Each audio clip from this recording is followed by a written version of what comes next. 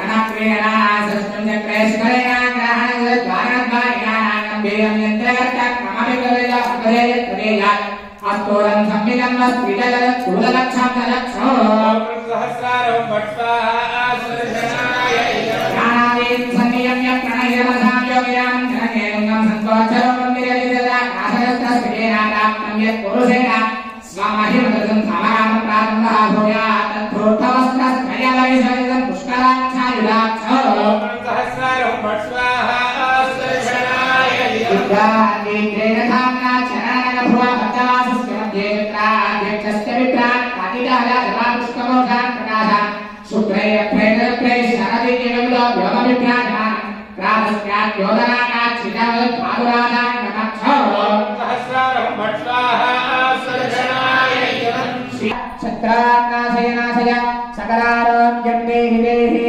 ओम नमो भगवते महासुदर्शनाय दीप्ते ज्वालाधनुराय सर्वदिक्षोपणहराय. ओम फट् ब्रह्मणे परञ्ज्योतिषे ओम ब्रह्म सहस्रारं फट् स्वाहा. सुदर्शनाय इदं गोर्देवल्ली समेत सुदर्शन भगवाने की जय. परमात्मने नरधर्म मंत्र यंत्र मंत्र औषधास्त्र राजमर प्रत्यामोक्षयमोचयाय वर्धय वर्धय चित्रान्नाशय नाशय सकलारोग्यं देहि देहि. ओम नमो भगवते महासुदर्शनाय दीप्ते ज्वालाप्रयुधाय सर्वदिक्षोपणहराय. ओम फट् ब्रह्मणे परञ्ज्योतिषे ओम सहस्रारं फट् स्वाहा. सुदर्शनाय इदं गोर्देवल्ली समेत सुदर्शन भगवाने.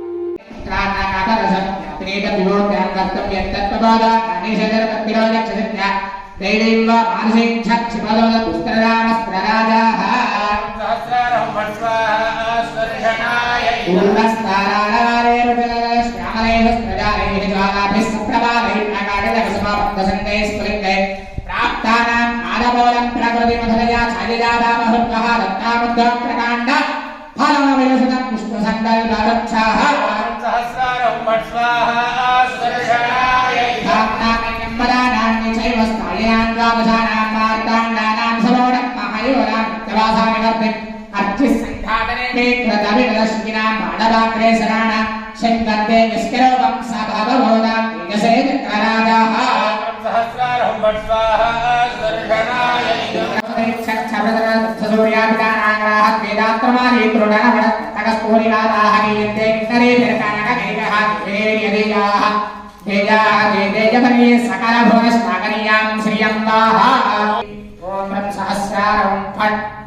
स्वाहा स्वर्षणाय इदं भगवते वासुदेवाय स्वाहा भगवते वासुदेवाय स्वाहा जय श्री भगवते वासुदेवाय మొదట అగ్ని ప్రతిష్ఠ విశ్వక్సేన ఆరాధన చేసి సుదర్శన హోమాన్ని ప్రారంభిస్తారు. ఆవాహన చేసిన దేవతలందరికీ ఈ హోమాలు నిర్వహించిన తరువాత చివరిగా చేసేది పూర్ణాహుతి. ఇందులో సర్వ దేవతల అనుగ్రహం కోసం చేసే హోమాలకు ఉపయోగించిన పూజా ద్రవ్యాలు, నవధాన్యాలు, ఆవు నెయ్యి మొదలైనవన్నీ అగ్నిదేవుడికి సమర్పించడమే పూర్ణాహుతి. దీంతో సుదర్శన హోమ కార్యక్రమం పూర్తవుతుంది.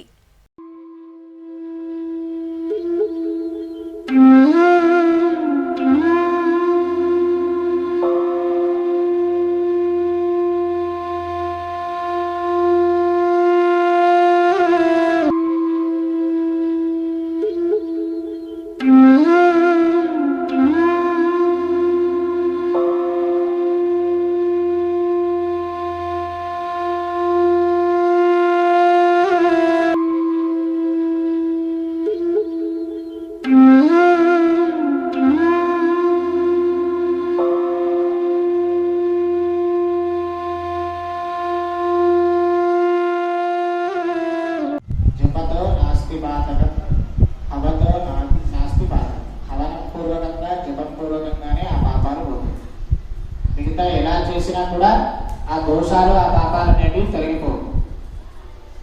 జపంతో ఎందుకు పోతుంది అంటే భగవంతుడు అలాగే చెప్పాడు, జపంతో నాస్తి పాదకం. పాదకం అంటే పాపం. మనం చేసినటువంటి పాపం అంతా జపంతోనే పోతున్నాం.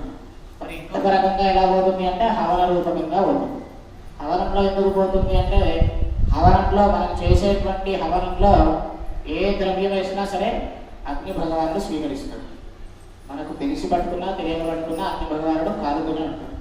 అదే నాకు తెలియక పట్టుకున్నానంటే కాలడం మానేస్తాడా? తెలియక పట్టుకున్నానంటే కెట్ట మచ్చబడేలా చేస్తాడు. చక్రం అంటే మాత్రం అందరికీ తెలుసు కదా. చక్రం అంటే తెలుసు, సుదర్శనుడు అంటే ఎవరికి తెలుసు. చక్రం అంటే ఎలా తెలుసు? విష్ణువుడికి చేతిలో బాగా సింహాల్లో ఇలా తిరుగుతూ ఉంటుంది కదా, ఆ చూడటంతో తెలిసింది. కానీ సుదర్శన చక్రం అంటాడు. సుదర్శన చక్రం అంటే ఆయన యొక్క రూపం అలాగే ఉంటుంది. సుదర్శనుని ఉపాసకుడు కూరనారాయణజీ అని ఒక అతను ఉన్నాడు, శ్రీరంగంలో ఉంటాడు. అతను సుదర్శనుని ఉపాసకుడు. సుదర్శనుని ఇట్లా రామయ్య అంటే వస్తాడు, పోవాలంటే పోతాడు. అది కూరనారాయణ జీవుడు. ఇప్పుడు మనకు చిన్న చేసిన వారు ఎలాగో అప్పట్లో పూర్వకాలంలో కూరనారాయణ జీవుడు ఉండేవారు. వారు సుదర్శన స్వామి యొక్క వైభవాన్ని వర్ణిస్తూ శతకాన్ని రాశారు. అంటే సుదర్శనుడు ఏమేం చేస్తాడు, ఎలాంటి సమయాల్లో ఎలా ప్రవర్తిస్తాడు, స్వామికి అపాయం కలుగుతూ ఉంటే దాన్ని ఎలా పరిరక్షిస్తూ ఉంటాడు, భక్తులను ఎలా అనుగ్రహిస్తూ ఉంటాడు, భక్తుల పట్ల ఎలా ప్రవర్తిస్తూ ఉంటాడు, మరి ఇంత శక్తి గలవాడు అని చెప్పడానికి కారణాలేంటి?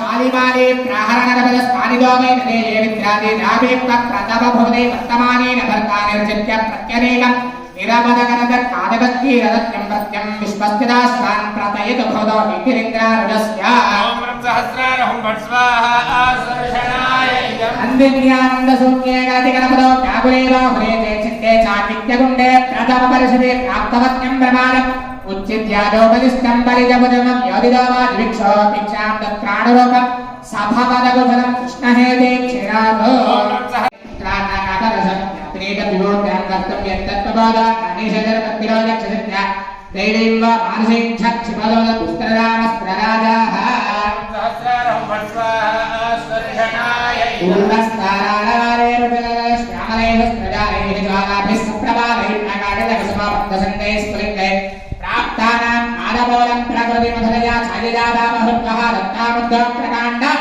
फलमविलसतं विष्णुसङ्कल्पवृक्षाः सहस्रारं भट्स्वाहा स्वर्षणाय धाम्नामिन्यम्बदानान्नि चैव स्थायिनान् द्वादशानां मार्ताण्डानां समोढं महायोनां नित्यवासामिवर्तिम् अर्चिस्सङ्घातने कृतविरश्मिनां मानवाग्रेसराणां शङ्कन्ते विस्करोपं सभवबोधां तेजसे चक्रराजाः सहस्रारं भट्स्वाहा स्वर्षणाय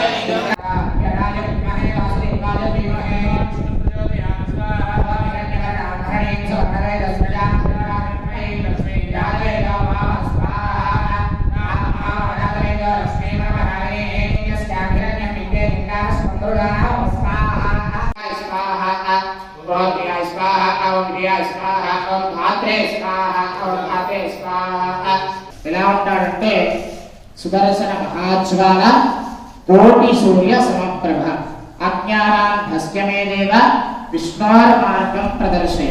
ఒక సుదర్శన భగవాను యొక్క రూపాన్ని పెద్దలైనటువంటి వాళ్ళు మనకి ఎలా తెలియజేశారంటే, ఎండాకాలంలో వేసవి కాలంలో వచ్చేటువంటి సుదర్శన భగవానుడు సూర్యుడు ఎలా ప్రకాశిస్తూ ఉంటాడో, ఎండాకాలంలో వచ్చినటువంటి సూర్యుడు ఎలా మండిపోతూ ఉంటాడో, వడదెబ్బ తగిలి పరమపదానికి వెళ్తూ ఉంటారు కూడా అందరూ.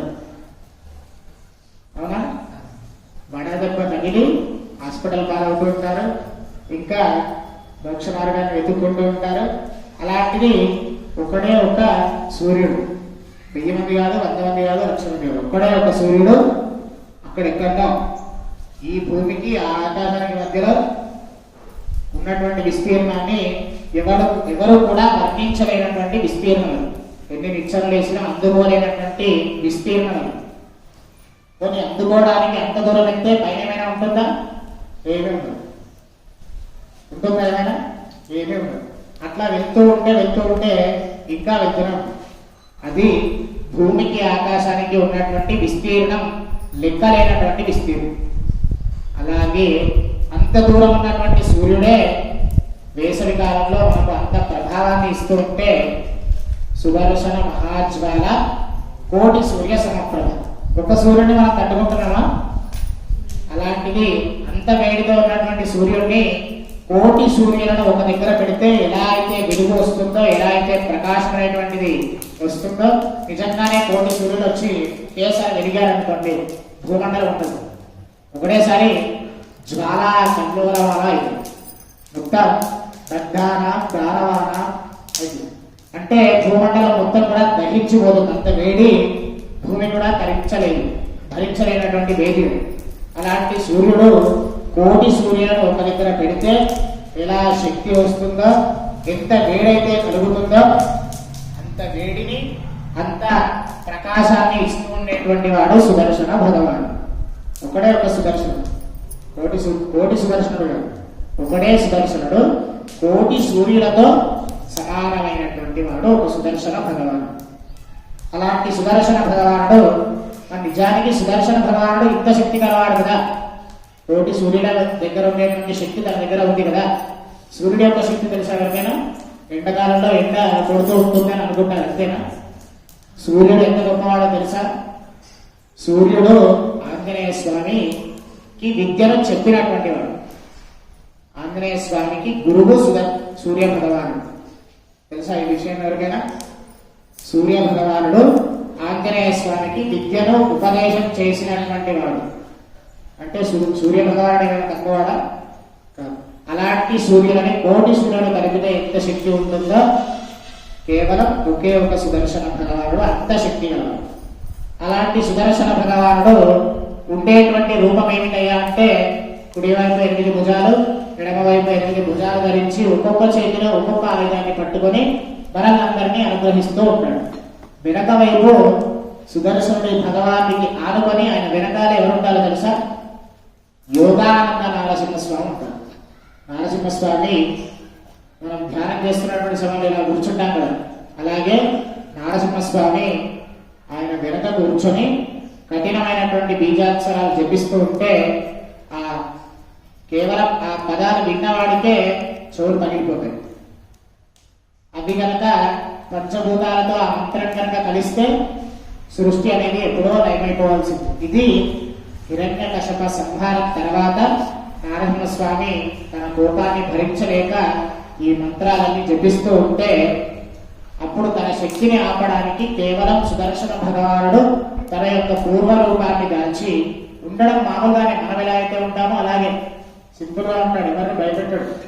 మనం ఎలా ఉంటామో అలాగే ఎవరికి కూడా చూడగానే భయం అనేటువంటిది కలగకుండా సాధారణమైనటువంటి మానవమాతులు ఎలా ఉంటారో అలాగే ఉండి అలాగే కనిపిస్తూ ఉంటాడు అక్కడికి. కానీ అవసరమైనప్పుడు మాత్రమే తన పూర్వరూపాన్ని దాల్చి అలా ఉంటాడు. అలా నారసింహస్వామికి వెనక వైపు నిల్చుంటే ఆ నారసింహస్వామి జపించేటువంటి పదాలన్నీ కూడా వచ్చి సుదర్శన భగవానుడికి దీప భాగంలో తగులుతూ ఉంటాయి. దానితో అతను ఇంకా ఇంకా ఇంకా వెయ్యిరెట్ల శక్తి గలవాడు అయిపోయాడు. అంటే ప్రకృతి మొత్తం లయం చేసేటువంటి మొత్తం సృష్టిని ఆపేసేటువంటి మంత్రాలన్నీ కూడా సుదర్శన భగవానుడు తన శరీరంలో కలుపుతున్నాడంటే శక్తి గలవాడా కాదు. ప్రపంచాన్ని దయించే మొత్తం సృష్టిని లయం చేసేటువంటి మంత్రాలని తనలో నింపుకున్నాడంటే సాధారణమైనటువంటి వాడా, శక్తివంతుడైనటువంటి వాడు. అలాంటి శక్తివంతుడైనటువంటి సుదర్శనుడు అతను ఇప్పుడు కూరనారాయణుడు జీవులు మనకు చెప్తున్నారు. ఎలాంటి వర్ణన అతనిది, ఏమి చేస్తుంటాడో, మనల్ని ఎలా అనుగ్రహిస్తూ ఉంటాడో, స్వామికి ఇన్ని రకాలుగా ఉపయోగపడ్డాడు కదా, మనకు ఏమి చేస్తాడో ఈ యొక్క శ్లోకంలో చెప్పాడు. ఎన్నో శ్లోకం ఇది? షట్ సప్త అష్టో నవ దశ ఏకాదశ ద్వాదశ. ఓం సప్తదే అగ్నే సమిద సప్తరిక్మా సప్తఋషయ సప్తధామ ప్రియాణి సప్తహోత్వా సప్తధాత్వాయన్ సప్తయో నీరావణస్వాగరేణ ఇదం విష్ణుర్విజక్రమే వేదాంగదే పదం సపోడమస్య కుంజురే స్వాహా పరమాత్మనాయికం. ఓం సోత్థారాన్యో దివసో అగ్నే ధారా సతి దివ. ఓం సోత్థారాన్యో దివసో అగ్నే ధారా సతి దివ. ఏషాహో విజతే కృతస్వామి రమేశాధారామస్మిన్ లోకే భిన్నమానవదుస్థితః తీరుషోహరితే సర్వా ఆద్యం తేజోవసోద్ధారాదే దైవాస్మై తేజోకామాయేవసోద్ధార కామానే